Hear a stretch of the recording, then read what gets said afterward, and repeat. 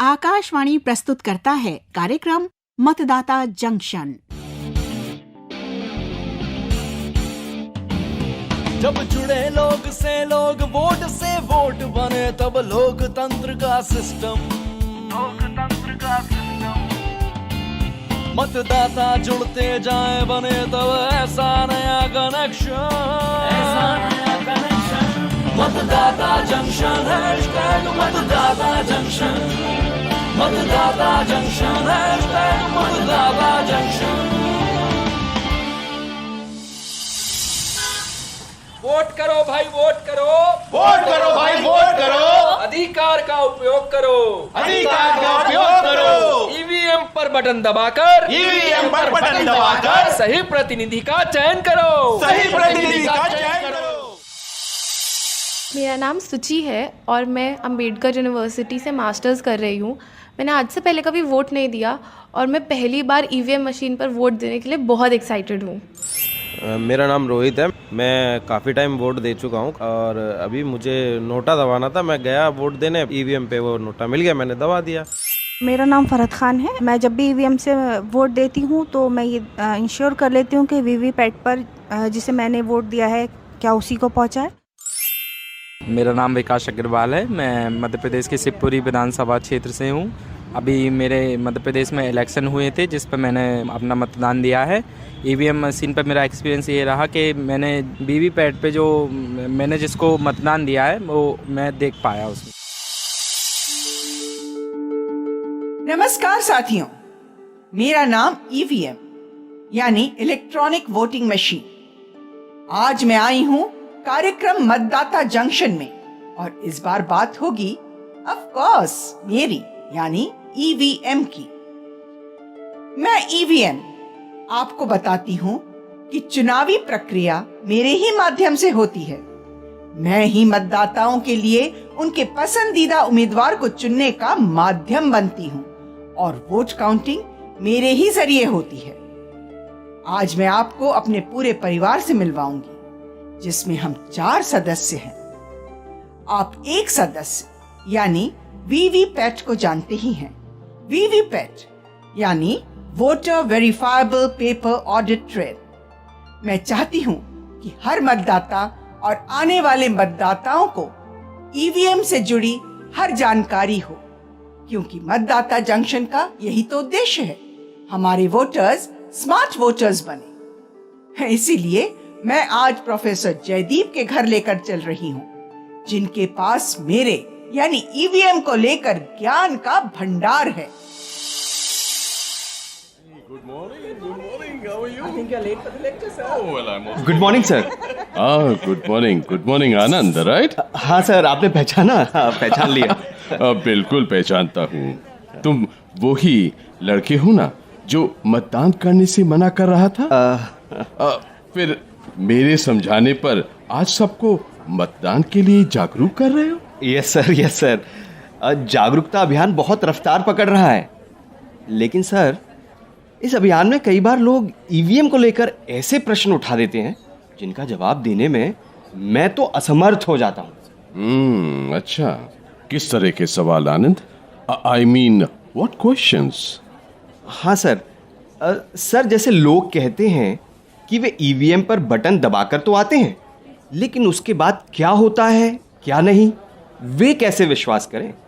वे internet पर EVM से छेड़छाड़ के बारे में भी पूछते हैं। Should we worry about that? Oh Anand, पहली बात तो बड़ी सीधी है जी भाई। ईवीएम किसी वायर वगैरह या इंटरनेट, वाईफाई या किसी ब्लूटूथ डिवाइस से नहीं जुड़ा होता, नहीं जुड़ सकता है। अब जब कोई भी एक्सटर्नल यानी कि बाहरी डिवाइस या नेटवर्क से आप ईवीएम को कनेक्ट ही नहीं कर सकते तो भला छेड़छाड़ कैसी होगी? ओके। वे पूरी तरह से छेड़छाड़ मुक्त होती है। हैकवैक जैसी कोई चिंता ही नहीं है। Nothing to worry actually. अच्छा सर, ये बात तो ठीक है, पर अगर मतदाता ये सुनिश्चित करना चाहे तो? देखो आनंद, he can very well do it. Let me tell you, 1982 में ईवीएम का इस्तेमाल शुरू हुआ था। ओके और तब से कई लोग इस पर सवाल कर रहे थे। ओके फिर धीरे धीरे इस पर ज्यादा काम होने लगा और 2011 में पहली बार ईवीएम के साथ वीवीपैट यानी voter verifiable paper audit trail को पेश किया गया। हाँ हाँ सर, वीवीपैट, हाँ ये तो हम सबने सुना है, लेकिन ये करता क्या है सर? ये सब हमने निर्वाचन आयोग के अधिकारियों से सुना है और आप भी सुनिए आनंद। नमस्कार, मैं ईशा खोसला, दक्षिणी पूर्व दिल्ली की जिला निर्वाचन अधिकारी। आज आप सभी के समक्ष ईवीएम और वीवीपैट के सिक्योरिटी फीचर्स के बारे में कुछ बताना चाहूँगी। देखिए, ईवीएम का सबसे महत्वपूर्ण उपकरण है कंट्रोल यूनिट। इसी में वोटों की गिनती जमा होती है। इसी से वोटों की गिनती चुटकियों में की जाती है और कंट्रोल यूनिट से ही ईवीएम चालू होता है। फिर कंट्रोल यूनिट से जुड़ा होता है बैलेट यूनिट। बटन दबाते ही इसी में सीरियल नंबर, उम्मीदवार का नाम और चुनाव चिन्ह होता है। फिर बैलेट यूनिट के पास आपको एक और मशीन दिखाई देगी जिसे वीवीपैट कहते हैं। बैलेट यूनिट पर बटन दबाते ही वीवीपैट बता देगा कि आपने जिस उम्मीदवार के पक्ष में बटन दबाया है, ईवीएम ने भी उसी को रिकॉर्ड किया है। यह सब एक पर्ची पर लिखा आ जाता है और वीवीपैट में भी स्टोर हो जाता है। अच्छा सर, हाँ बोलो। ये एक बैलेट में कितने उम्मीदवारों के नाम आ जाते होंगे? बैलेट यूनिट में नोटा सहित कुल 16 नामों के लिए जगह होती है, 16। ओके, लेकिन सर वीवीपैट वाली पर्ची हमें तो नहीं दी जाती। नहीं आनंद, वो आपको नहीं दी जाती। वो पर्ची वीवीपैट में ही जमा हो जाती है, समझे आप? जी सर। अगर कोई उम्मीदवार वोट्स की गिनती पर सवाल उठा दे तो वो आवेदन कर वोटों का मिलान उन पर्चियों से करवा सकता है, लेकिन उस उम्मीदवार की चिंताएं सही होनी चाहिए। ऐसे मामले में हर वोट का मिलान उस पर्ची से हो सकता है और पर्ची के माध्यम से वोटों की गिनती भी की जा सकती है। अरे वाह sir, election commission of India ने तो वाकई काफी तैयारी कर रखी है। एब्सोल्युटली। लेकिन सर, अब मान लीजिए कि मतदान के समय ईवीएम काम ही ना करे तो क्या होगा? वेल आनंद, ऐसा होना मुमकिन ही नहीं है आनंद। But why sir? मतदान से ठीक 1 घंटा पहले इसको लेकर जांच होती है आनंद। Okay sir.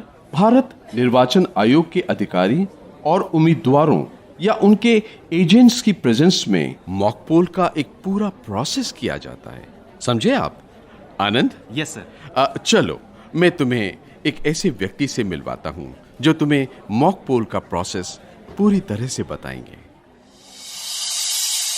मेरा नाम संतोष कुमारी है। पिछले लोकसभा चुनाव में मैंने बतौर प्रिजाइडिंग ऑफिसर की ड्यूटी दी है।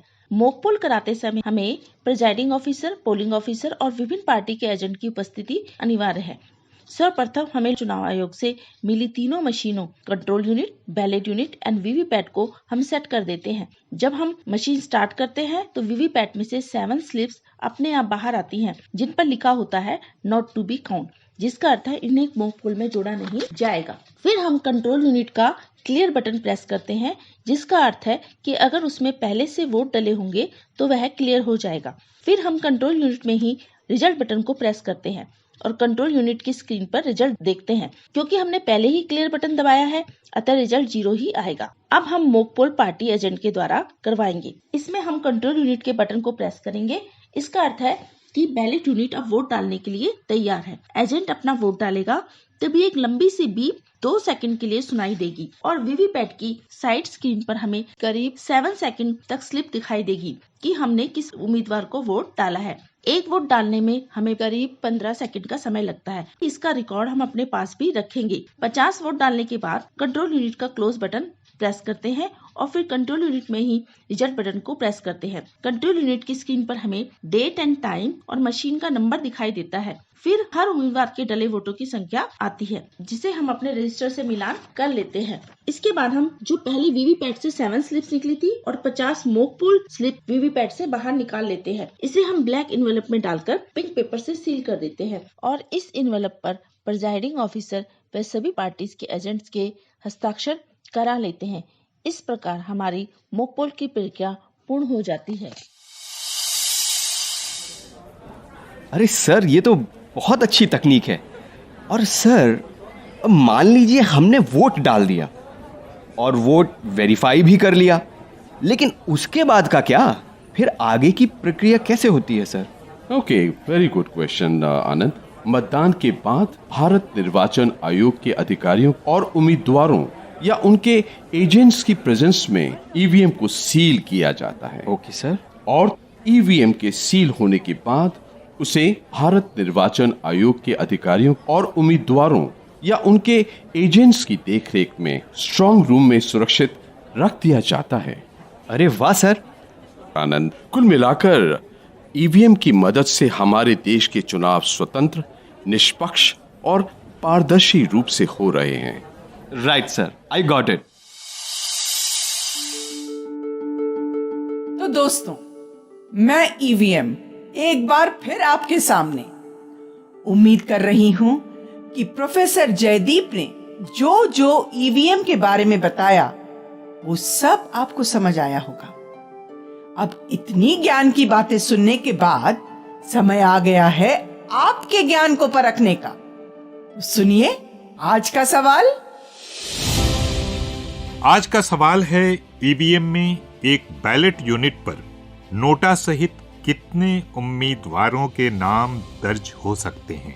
सवाल एक बार फिर, ईवीएम में एक बैलेट यूनिट पर नोटा सहित कितने उम्मीदवारों के नाम दर्ज हो सकते हैं? अपना जवाब हमें हमारे व्हाट्सएप नंबर पर भेजें, जो है 9999031950, यानी 9999031950। और चलते चलते एक और बात। दोस्तों, पिछले एपिसोड के विजेता का नाम है पीवी शोभालता, आंध्र प्रदेश, और सही जवाब है ब्रेल लिपि। आपको बहुत बहुत बधाई।